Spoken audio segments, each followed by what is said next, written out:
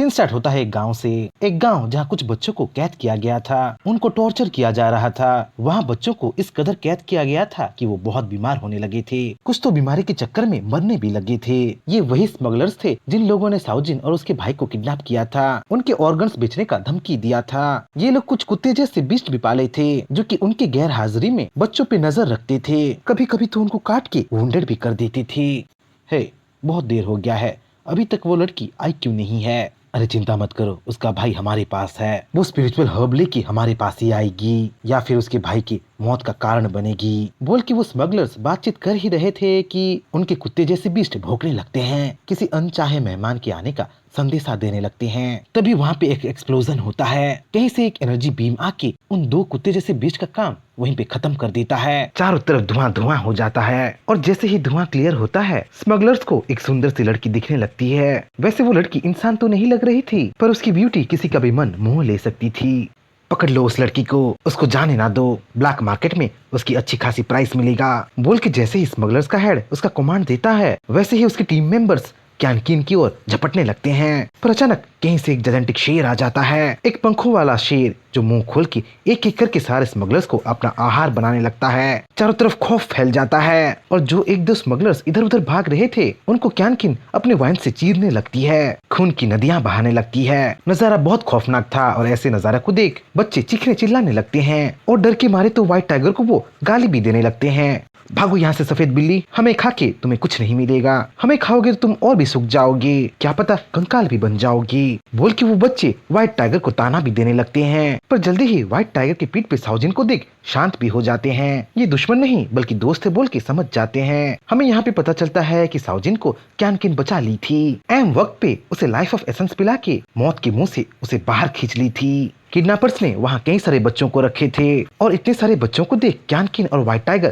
Surprise हो गए थे। वैसे सारे बच्चों को क्यानकिन रेस्क्यू तो करती है, पर साउजिन और उसका भाई साओ उनको ही वो मिस्टी माउंटेन लेके जाती है और दूसरे बच्चों को वो ह्यूमन नेशन में छोड़ देती है। सीन शिफ्ट होता है एक अनजान से शहर में, जहाँ छिपते छिपाते साओलिन का सीक्रेट गैंग ऑपरेट कर रहे थे। साओलिन की हर एक कमांड को वो पालन कर रहे थे। फिलहाल के लिए तो उनके बेस में वीडियो कॉल चल रहा था और वीडियो कॉल में वही रेड हेडेड बीस्टमैन था जो कि साओलिन को अपना अपडेट दे रहा था। चेयरमैन, मैं उस छोटे से म्यूटेंट बच्चे को ले आया हूँ जिसके खून में बीस्टमैन का खून दौड़ रहा है। ये सच में आगे चल के हमारे बहुत काम में आने वाला है। बोल के वो रेड हेडेड बीस्टमैन साओलिन को उस छोटे से बच्चे के बारे में बता रहा था, पर साओलिन उतने में खुश नहीं थी। उसे और ज्यादा बच्चे चाहिए थे, नए रिक्रूटमेंट चाहिए थे जो कि फ्यूचर में उसकी आर्मी को स्ट्रॉन्गर बनाए, उसके मास्टर के साथ लड़ाई में हिस्सा ले सके। इसलिए साओलिन और ज्यादा रिक्रूटमेंट करने का कमांड उस रेड हेड बीस्टमैन को दे देती है और खुद ऑफलाइन हो जाती है। हमें यहाँ पे पता चलता है कि साओलिन का आर्मी अब धीरे धीरे बढ़ने लगा था, जिसमें कई सारे वैम्पायर्स,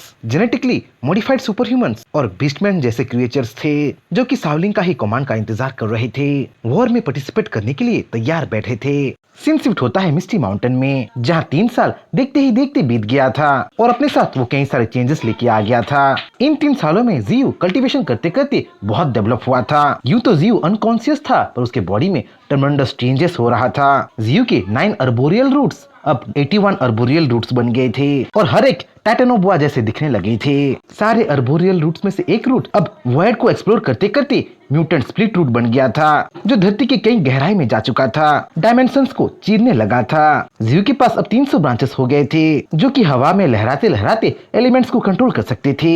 इसी बीच गोल्डन आंट भी ऑस्ट्रेलिया में हंगामा क्रिएट कर दिया था। कई सारे बीस्ट को मार के वो एक्सपीरियंस पॉइंट गेन किया था, लेवल अप हो रहा था। वैसे साओलिन भी चुप नहीं थी, वो तो एक नेशन को डेवलप कर रही थी। साओलिन अपने कंपेनियंस के साथ इन्फेर्नो सिटी को अपना बेस बना ली थी, दुनिया का 10 मोस्ट पावरफुल सिटीज में से एक बना दी थी। और साओलिन ऐसा करे भी क्यों ना, वो तो अब थर्ड ट्रांसन ऑर्डर में थी, ह्यूमंस की ग्रोथ के पीक में थी। इसी बीच तो लैंड, हवा, ओशन हर जगह चेंज हो रहा था। कई सारे न्यू बीस्ट का उभरना हो रहा था, पर जैसे बीस्ट उभर रहे थे वैसे ही वो गायब भी हो रहे थे।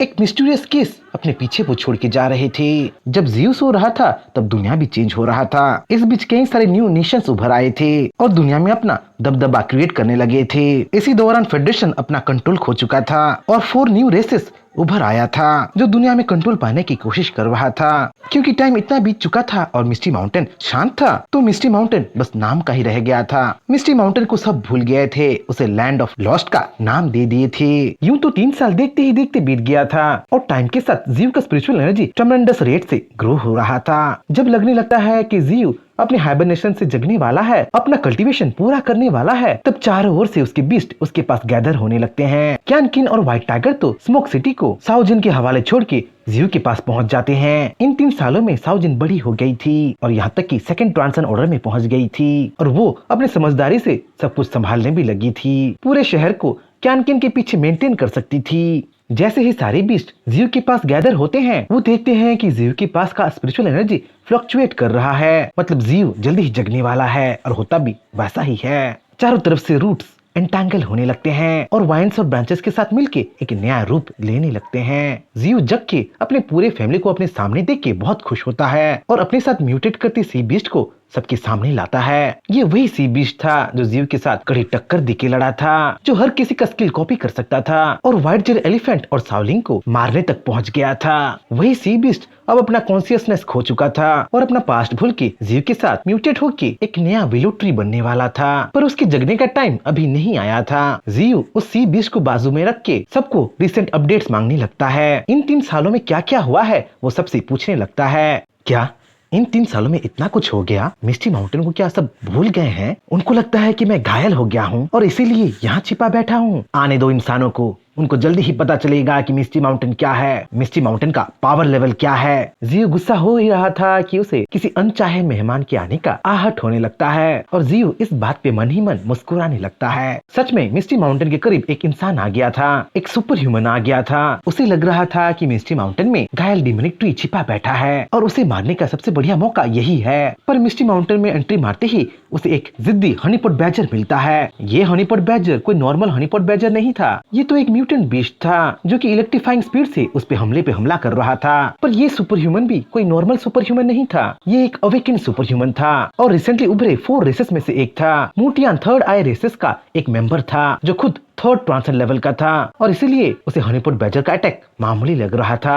हनीपॉट बैजर हमले पे हमला करने लगता है, पर उसके हर एक अटैक को मूटियान डॉज करने लगता है, उसके साथ खेलने लगता है। पर हनीपॉट बैजर कुछ ऐसा कर देता है जो मूटियान भी नहीं सोचा था, क्योंकि मूटियान हनीपॉट बैजर के हर एक अटैक को पकड़ रहा था, डॉज कर रहा था। इसीलिए हनीपॉट बैजर अपने गू को, अपने पॉटी को मूटियान की ओर फेंक दिया था और बेचारा मूटियान उसे अटैक समझ के पकड़ ही दिया, अपना हाथ गंदा कर दिया।